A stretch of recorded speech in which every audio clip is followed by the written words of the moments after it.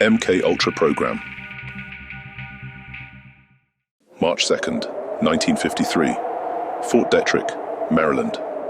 They brought Dr. Mikhail Redsky in through a side gate, escorted by 4 MPs who refused to make eye contact. The snow hadn't stopped in 2 days, and yet Redsky's shoes were dry.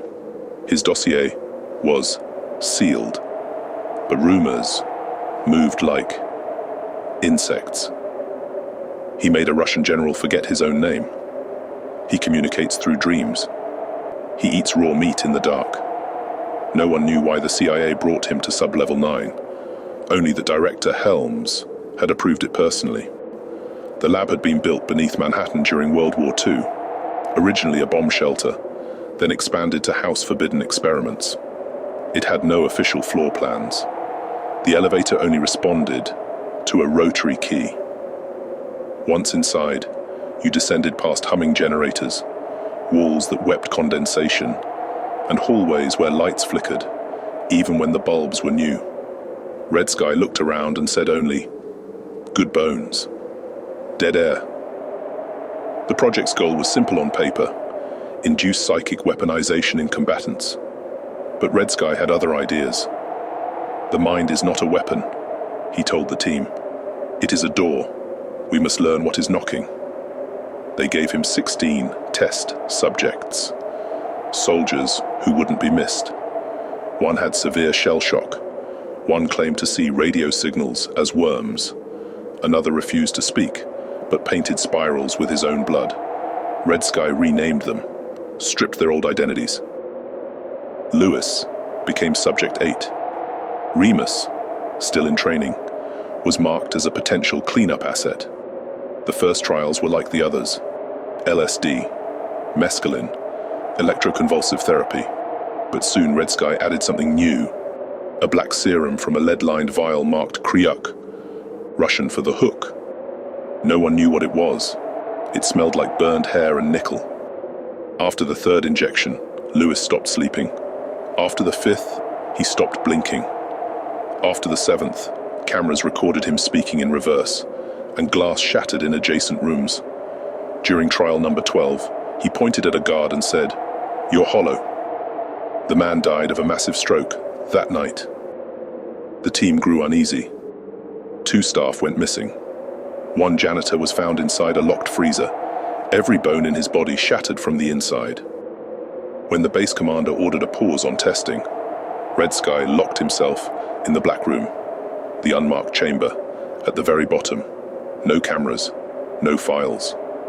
When he emerged 19 hours later, his nose bled black, and he whispered, "It saw me." Then Lewis escaped. He was found 36 hours later in a Catholic church basement in the Bronx, naked, writing spirals in Latin on the walls, using a child's watercolor set. Private Remus was sent in alone. He had his own reasons to accept. His wife, Teresa, was undocumented and being threatened with deportation. He just had to kill Lewis, and they'd both be safe. But what Remus found wasn't a man. It was a vessel. Lewis smiled as he wept.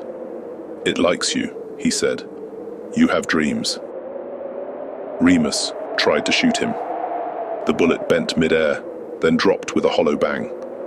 Lewis put a hand on Remus's chest. "You'll understand soon. You'll see the eye beneath the dream." Then he screamed and tore his own throat open, with fingernails, humming as he bled out. Remus returned to Sub-Level 9 with Lewis's body, wrapped in tarpaulin. Redsky met him at the elevator. No one said a word. 3 hours later, Redsky was dead. His body imploded, every organ liquefied inside an untouched lab suit. Remus sat still, smiling, whispering. He was just the first key. They tried to sedate him. The needles snapped. The walls began to vibrate. The air in Sub-Level 9 tasted like copper and burnt sugar. That's when the black room opened by itself. No one had the key. No one even knew what was behind the door. Inside was a smooth, seamless chamber, shaped like a sphere, with walls that absorbed light. Standing in the center was a figure, tall, impossibly thin, with limbs too long for its torso. Its eyes were black and liquid, like oil over water, and reflected your worst memory if you stared too long. It turned to them, not moving, just being. And suddenly, every man present heard the same sentence, not with ears, but in their minds. I came before language. I fed the first brain that dreamed. I taught Red Sky how to open the skin between thoughts. Now, I will teach you. One tech tried to shoot it. His skin turned inside out before the bullet left the barrel. Remus stepped forward, bleeding from his nose, smiling. "It's not here to hurt us," he said. "It's here to wake us up." The CIA scrubbed Sub-Level 9 from the records. Files were burned. Witnesses vanished. But one audio tape survived, mislabeled and buried in an evidence vault.